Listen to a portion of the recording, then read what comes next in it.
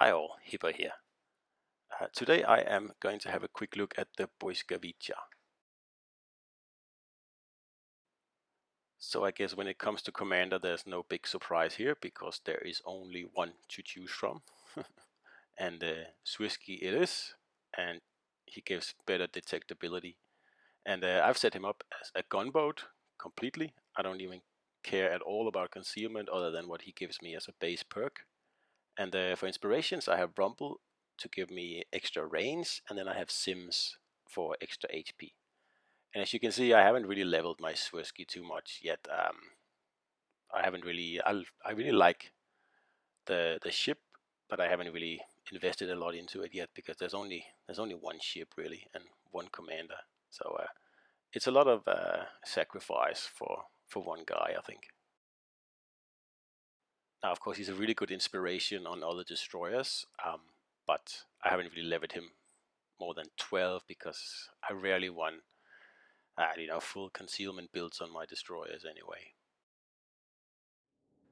So here we have the ship, and I really like this Polish destroyer here. It has great guns. It has no less than 7 of them, and has pretty decent torps.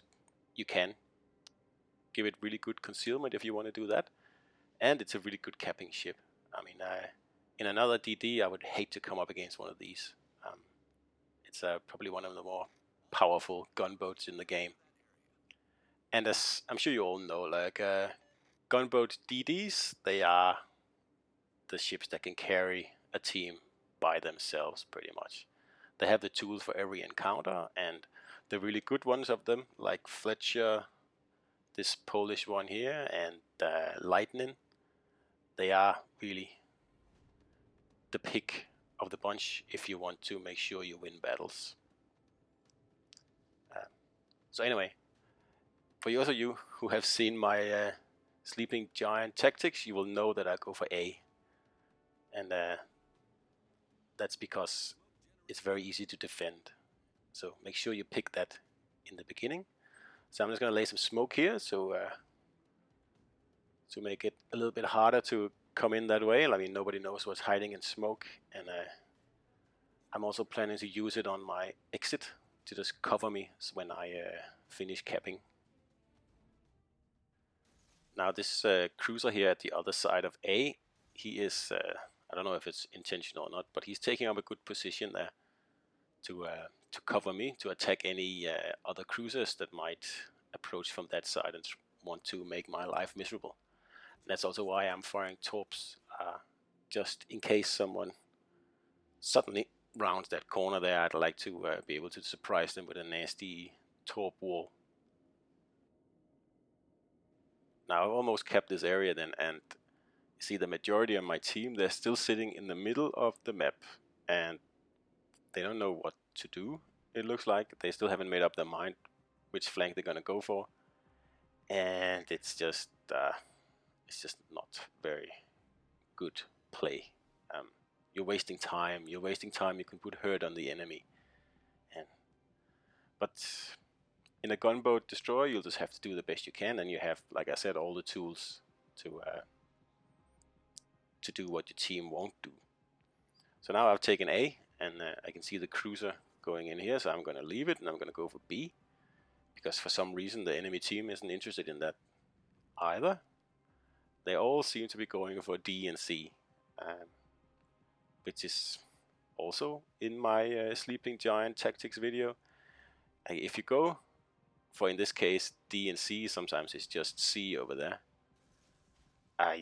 you're just wasting time. You're letting the enemy cap A and B, and you're going to lose the battle, almost certainly. Unless you can somehow pull off a magic lemming train and somehow kill the whole enemy team. And even if there's no enemy team over there, it's really hard to break through this island chain here, because you can see, just like what I did before, I just fire torps at the choke points, and it's pretty difficult to get through there. A destroyer may be able to do it, but a cruiser and a battleship, no way. You'll have to go the long way. And so that's why I always say capture A, absolutely. priority 1, then B, and if you only have C on the other side of the mountain chain, then don't worry about it. If you have C and D, like in this case, and the enemy have both, then you are equal on caps, and you'll just have to make up some sort of calculation on the fly to see, is it worth trying to break through the mountain chain, because it's going to be just as difficult for you as it is for the enemy. So it's a high risk play to break through that island chain there, so consider it before you do it. Now this tier 6 Myoko here just sank a full health tier 7 Hipper, because of course it does. So we're gonna have to head back in here. We cannot afford to lose A. Like I said before, it is the most important cap on this map. And I just took it, and the cruiser lost it, and even left the attacking cruiser half health. So we'll have to go back. There's no doubt about it. We'll have to head in there. We'll have to take on this Japanese cruiser. It's just too bad. But at least we're in the best ship for it. Well, maybe not the best ship, but probably the best destroyer for that task. Now, if I could, I would put a cruiser commander on this destroyer to give me the ingenious skill and a much better rudder. What this ship really needs is to cut a second off the rudder, and it will be an absolute powerhouse. It is already very powerful, but it could be a lot better. Unfortunately, there is only one Polish commander, so I'll just have to make do with him. So now we have a British guy defending here, and he's a tier 6, so we really shouldn't have much trouble taking him out. So this is where I'm saying I would love faster rudder, because I'm trying to trick him into firing his torps here, and it works, but it would be a lot better if I had a faster rudder. For example, for this salvo right here that I'm very, very lucky to to be able to outmaneuver there. An extra second on the rudder would definitely help, but I'm not sure it'll make this ship too powerful. I'm not sure. So there we go. He's beached himself, and he's a sitting duck, and we'll take him out with, oops, we actually took him out with torps there. Perfect. Lots of XP for that. So now there's this Myoko left here, and it's pretty much out of health, so I'm just gonna go and attack him. I still have most of my health, so even if he gets in a few salvos, I'll still be able to take him out. And like I said before, I have to hold this cap. If I lose this cap, we'll probably lose this battle, because my whole team is on the other flank. And here's where the rudder comes in again. I still make it, but I would I would really like another second to make this ship just that little bit more maneuverable. It would really make it an absolute crazy, wonderful ship then. Guess I'll have to wait and see if we get more Polish commanders, or perhaps a commander with reduced rudder as a base perk, so I can put him on as an inspiration. But again, as it is now, this destroyer goes 40 knots, and the rudder is, I think right now, 2.8 seconds, which is okay. It's a little bit slow for a destroyer, but it's okay. So now we've taken this cap for the second time, and in the meantime nobody has touched B. It's kind of a mystery to me, but I guess everybody is preoccupied on the time wasting flank, which would be C and D. So I pretty much have this area to myself, and until someone tries to break through, there's no point putting myself in danger. So I'll just waste a little time here, sit in the cap, and have a cup of coffee while I ponder the universe.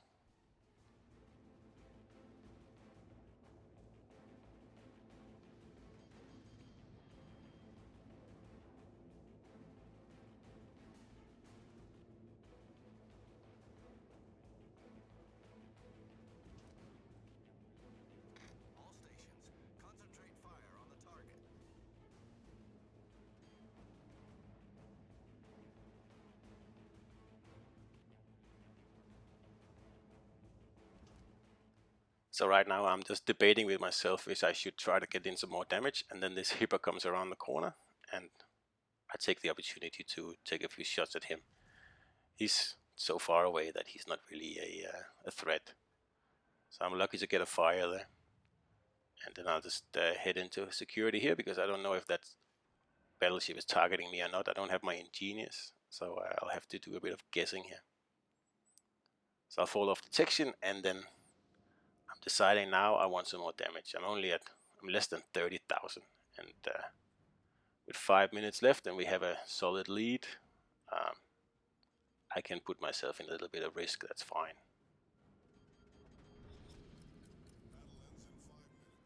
So I've chosen this Iowa here. He's nice, he's broadside on, and I'll just have to just approach him by a kilometer or so, and then I'll be able to hit him. And hopefully I get a few fires and another 10k damage or something like that. I mean, I'm not really happy with my damage as it is, because I haven't seen many enemy ships. So I'll just pester this guy a little bit, see if we can get a little bit of damage out of that.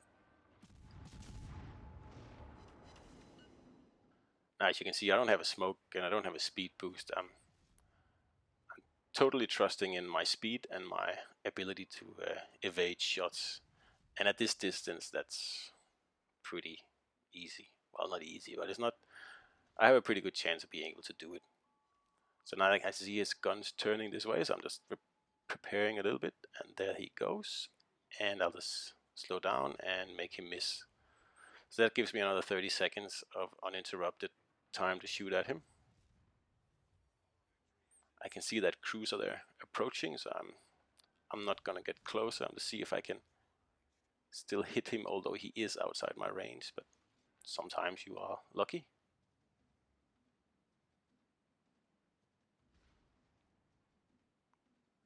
So there he's in range again. We'll just see if we can't get at least one more Selma win. The cruiser is not a threat now, he's on the other side of the mountain. So again, we time his salvo to our movements, and it all works out well. And as you see, the battleships on my team, I don't know what they're doing. They seem to have retreated behind like the furthest island they could find, and so it's up to the gunboat DD to make things happen here. And now this Spee here is going for the cap, and we cannot have that, so we'll have to shoot a few torps at him.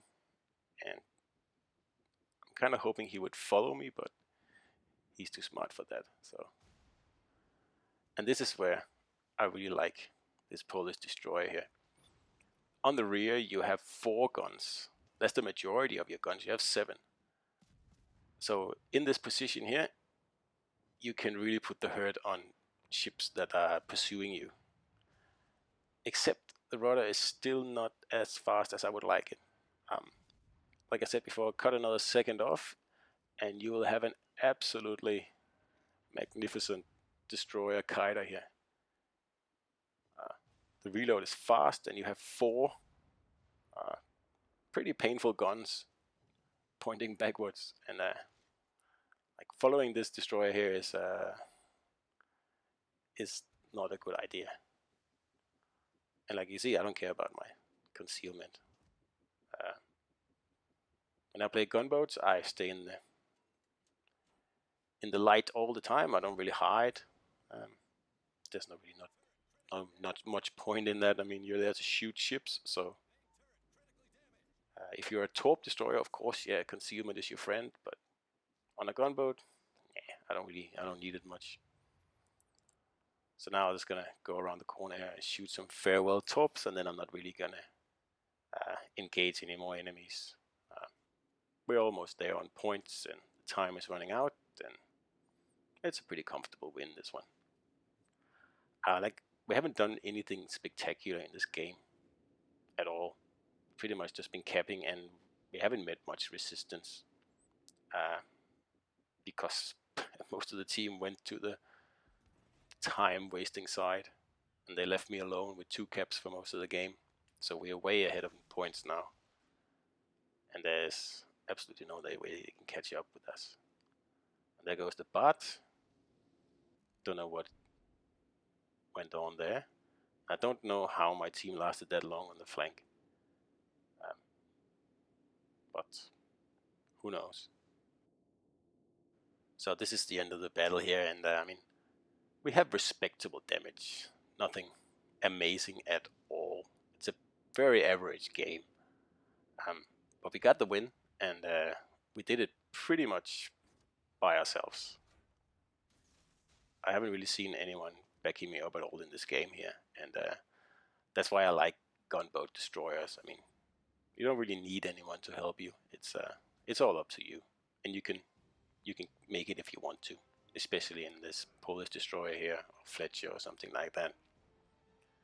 So here we are, almost 50 damage, 2 caps, and decent XP, but nothing spectacular at all. But I mean, we won the game, and that's what counts. All right, well, I hope you enjoyed this one, and I'll see you on the battlefield, guys.